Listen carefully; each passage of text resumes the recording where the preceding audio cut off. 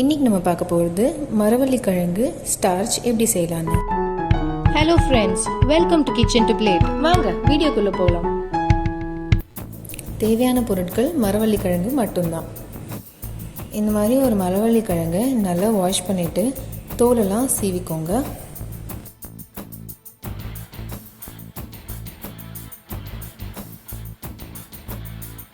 இந்த மாதிரி சிப்ஸ் கட்டரில் போட்டு அதை மெலிசாக சீவிக்கோங்க.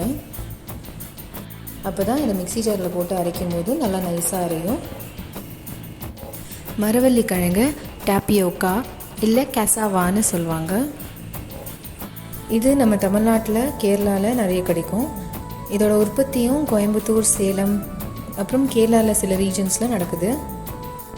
இந்த கிழங்குலேருந்து தான் ஜவ்வரிசி தயாரிக்கிறாங்க. பபிள் டீ இந்த காலத்தில் ரொம்ப ஃபேமஸாக இருக்குது. அந்த பபிள் பண்ணுறதும் இதே மரவள்ளி கிழங்கோட ஸ்டார்ச் வச்சு தான். இப்போ நம்ம சீவி வச்ச மரவள்ளி கிழங்கை பேட்சாக மிக்ஸி ஜாரில் சேர்த்து கொஞ்சம் தண்ணி சேர்த்து நல்லா நைஸாக அரைச்சிக்கோங்க. கொஞ்சமாக கட்டி கட்டியாக அங்கே இருந்துச்சுன்னா நைஸ் ஆகிறதுக்கு கொஞ்சம் தண்ணி சேர்த்து அரைச்சிக்கலாம்.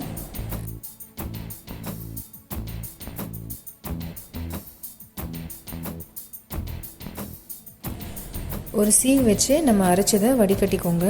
இது நல்லா வடிகட்டினதுக்கப்புறம் லாஸ்ட்டில் கொஞ்சம் சக்கை மீறும். அந்த சக்கையை வச்சு என்ன பண்ணலாம் அப்படிங்கிறத நம்ம நெக்ஸ்ட் வீடியோவில் பார்க்கலாம்.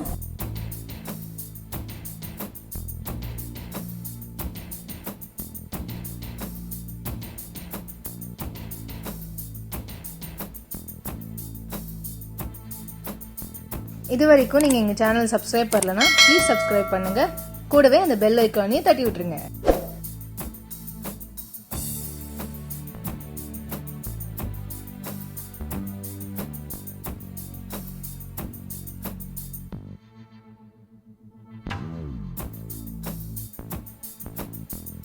இதுலேருந்து வர பால் நல்லா செப்பரேட் ஆனதுக்கப்புறம் இன்னும் ஒரு கண்ணாடி பவுலில் இந்த பாலை ரொம்ப மெலிசான துணியாக சேர்த்து இதை திருப்பியும் ஒரு வாட்டி வடிகட்டி எடுத்துக்கோங்க.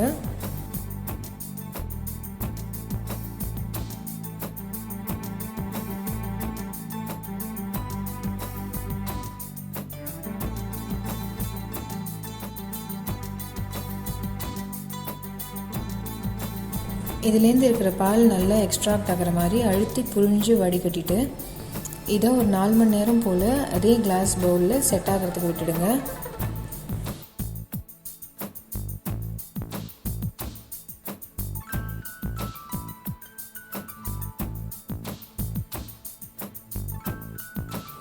இது 4 மணி நேரம் கழித்து பார்க்கும்போது அடியில் இந்த மாதிரி வெள்ளை கலரில் செட்டில் ஆகிருக்கும். இதுதான் மரவள்ளி கிழங்கு ஸ்டார்ச்.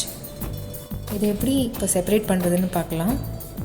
இன்னும் ஒரு பவுல் எடுத்து இந்த தண்ணியை சீக்கிரமாக கொட்டிடுங்க.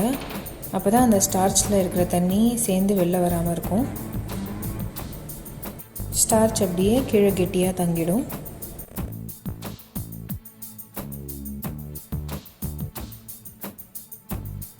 இதை ஸ்பூன் வச்சோ இல்லை கத்தி வச்சோ கீறி விட்டு இன்னொரு பிளேட்டுக்கு மாற்றிக்கோங்க.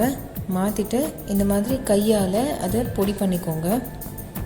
பொடி பண்ணி வச்ச ஸ்டார்ச்சை வெயிலில் ஒரு நாள் காய வச்சுருங்க.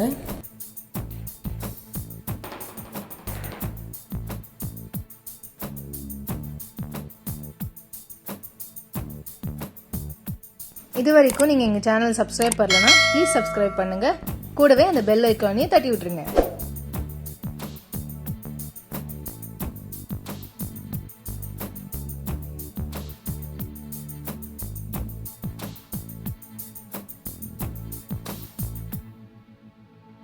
வெயிலில் நல்லா காஞ்சதுக்கப்புறம் இந்த மாதிரி வெளிர்னு இருக்கும். இதை ஒரு மிக்ஸி ஜாரில் சேர்த்து நல்லா நைஸாக அரைச்சிக்கோங்க.